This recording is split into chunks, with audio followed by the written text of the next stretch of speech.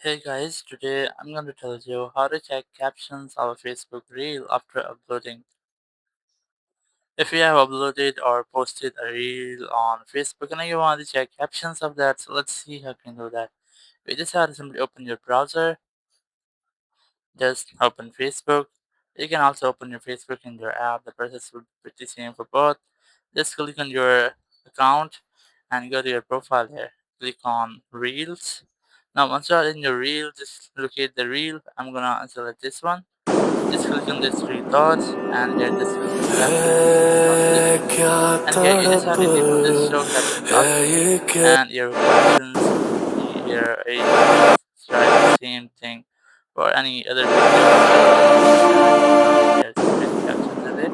So in this video I have captions I'm going to enable it. So once I've enabled, whenever you will see that a person will be talking in their video, that कितनी caption will हसीन appear. शक्ल So है using this तुम्हारी। method, you can मौत easily से get मिलने का शौक captions है or तुम्हें? get captions after uploading video.